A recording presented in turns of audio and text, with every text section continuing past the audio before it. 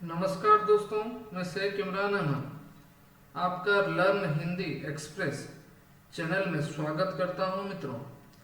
दोस्तों, आज हम अध्ययन करने वाले हैं अति महत्वपूर्ण विषय को, जो आने वाली प्रतियोगिता परीक्षा की तैयारी कर रहे हैं। जैसे उड़ीसा हिंदी बीएचडी की जो परीक्षा होने वाली है,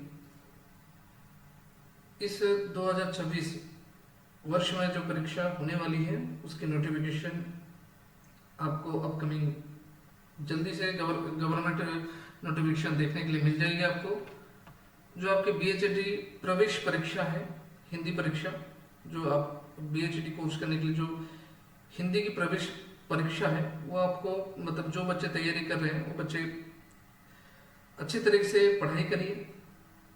उसी में से कुछ महत्वपूर्ण विषय मैं आप सभी के सामने लेकर आया हूं, जो आपकी हर प्रतियोगिता परीक्षा में पूछी जाती है। ठीक है, तो चलिए दोस्तों, आज की कक्षा हम शुरू करते हैं।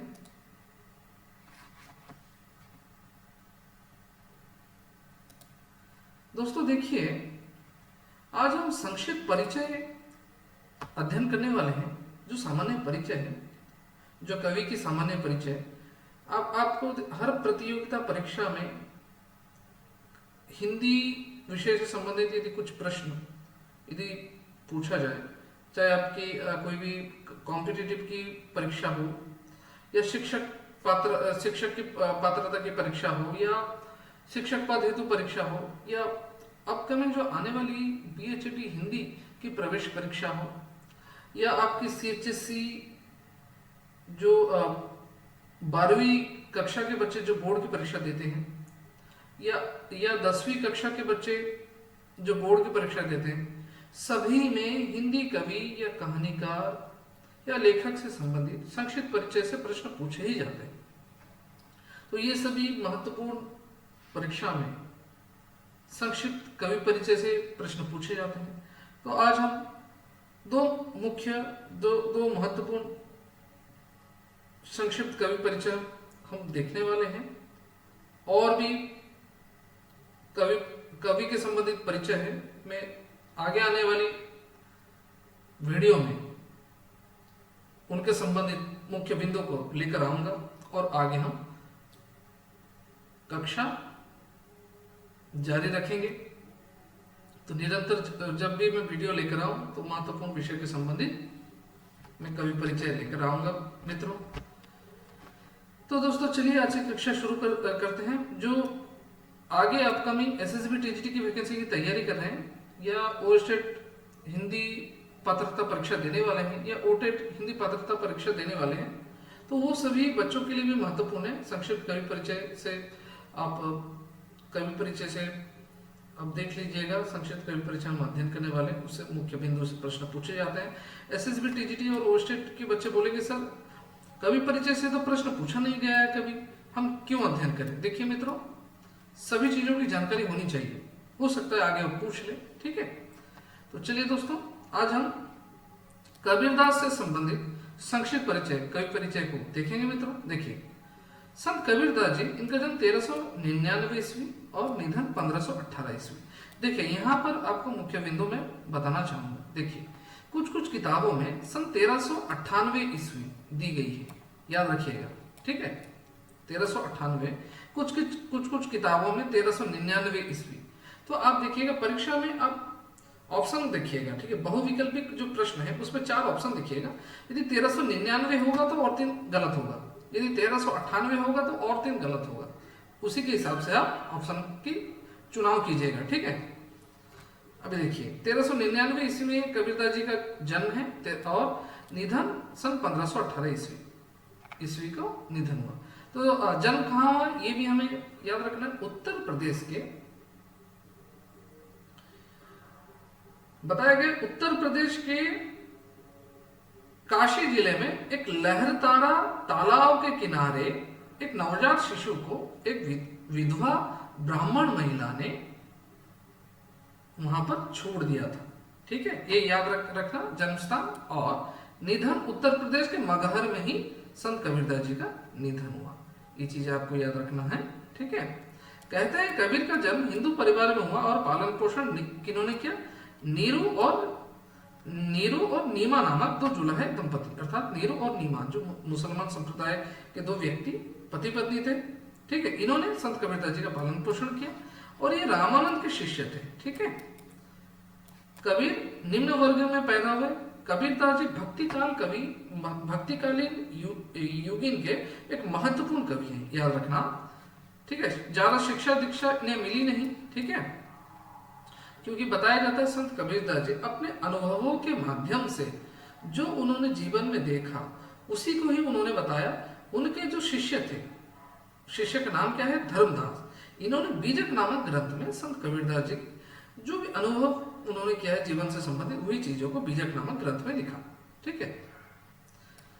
सामान्य जनता से मिलते रहते थे, सत्संग करते थे, वे बड़े बुद्धिमान थे, ठीक है, और अपने विचारों के बल पर अपना मत बनाया जो लोगों के द्वारा आसानी से समझा जा सके। याद रखना संत कबीरदास जी जो कि सभी लोगों को एकत्रित करना चाहते थे, क्योंकि उस समय धर्म के नाम पर बहुत आपस में भेदभाव लोग करते थे, ठीक है। हिंदू मुस्लिम आपस में लड़ते थे, धर्म के नाम पर भेदभाव करते थे, तो सभी को एकत्रित करने का कार्य कौन करते थे? संत कबीरदास जी सभी लोगों को एकत्रित करते थे और सभी लोगों को कहते थे हम सभी एक ही, हमें आपस में लड़ना नहीं है, ठीक है।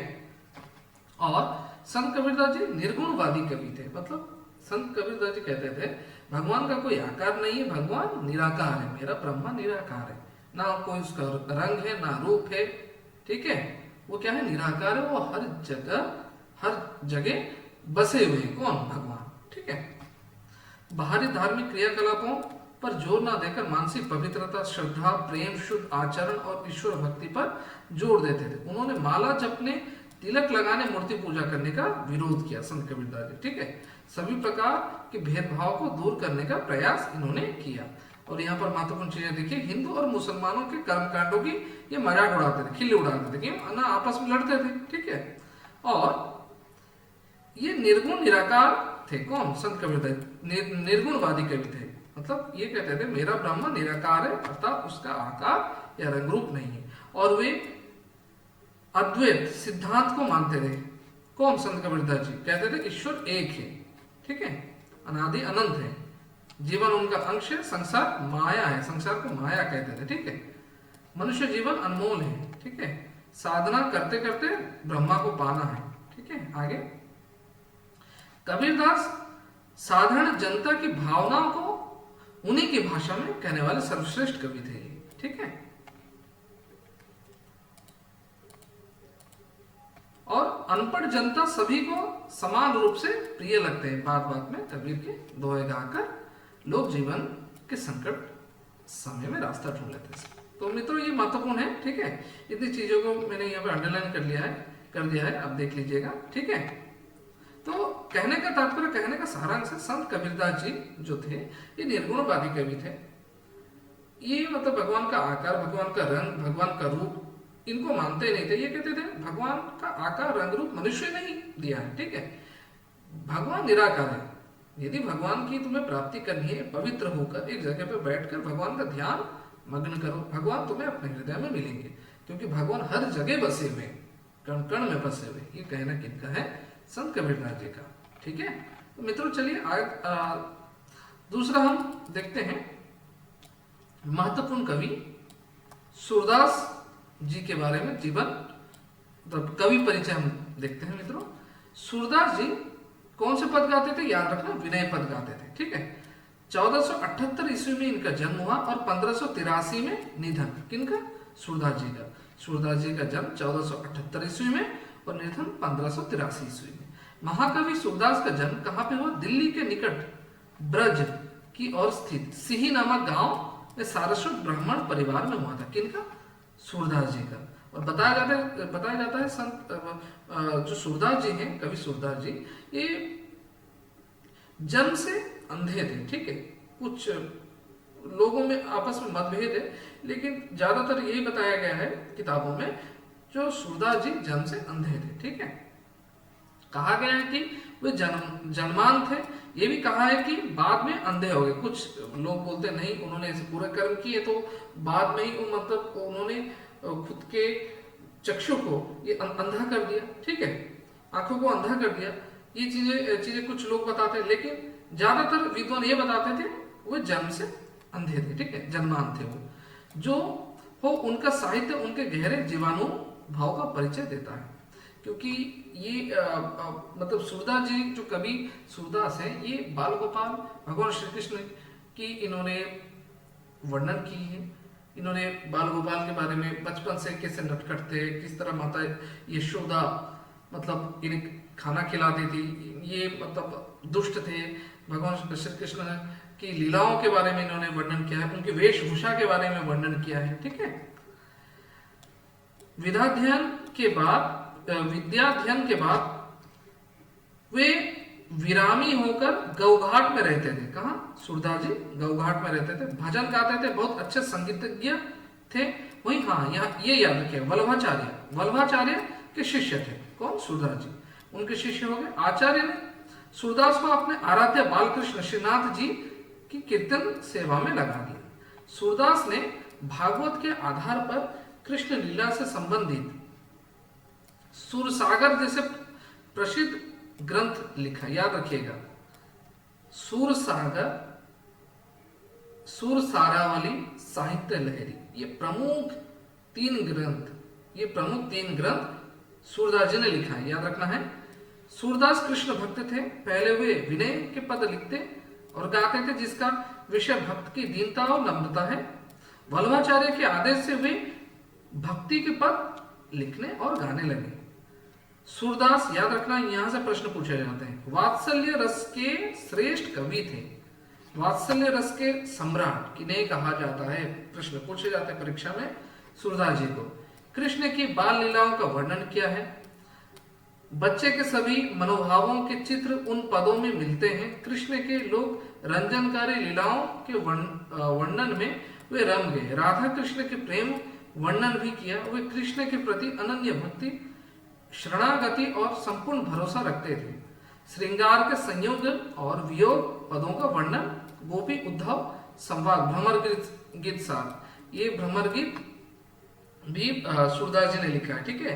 गोपियों के बारे में, उद्धव के बारे में, उद्धव जो है उसे ब्रजभूमि अर्थात भगवान श्री कृष्ण अपने ब्रजभूमि को भेजते हैं उद्धव को, जो जाकर देखो बाबा नंद बाबा और माता यशोदा कैसी हैं, ठीक है, गोपियां कैसी हैं। तो यहाँ पर बताया गया। भ्रमर गीत साथ सूरदास जी ने लिखा है। सगुण भक्ति का सबल प्रतिपादन आदि में सूर की काव्य कला निखर उठते हैं। हाँ, सूरदास जी और तुलसीदास जी ये सगुण भक्ति को मानते थे, लेकिन कबीरदास जी जो है ये निर्गुण भक्ति को मानते हैं, ये याद रखिएगा, ठीक है। आगे बढ़ते हैं।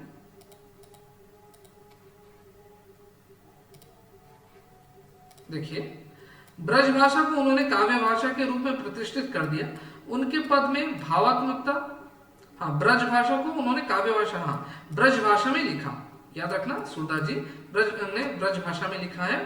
भावात्मक, चित्रात्मकता, अलंकारिकता, सजीवता, प्रतीकात्मकता और विधान सर्वत्र मिलते हैं, ठीक है। सूरदास हिंदी के सर्वश्रेष्ठ कवि माने जाते हैं।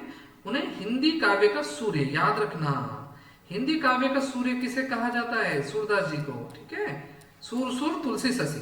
देखिए, सूरदास जी को सूर्य के समान कहा गया है, तुलसीदास जी को चंद्रमा के समान कहा गया है। ये चीजें याद रखिएगा। तो मित्रों, आज हमने कुछ महत्वपूर्ण विषय जो काव्य है, कबीरदास जी और सूरदास जी से संबंधित कवि परिचय को हमने देखा है, ठीक है। आगे भी ऐसे महत्वपूर्ण वीडियो लाते रहेंगे। यदि आप चैनल में नए हैं, लाइक कर दीजिए, सब्सक्राइब कर दीजिए और पास में ऑल नोटिफिकेशन ऑप्शन को प्रेस कर दीजिए। ऐसे ही महत्वपूर्ण वीडियो लाता रहूं, सबसे पहले आप तक नोटिफिकेशन पहुंच जाया करे।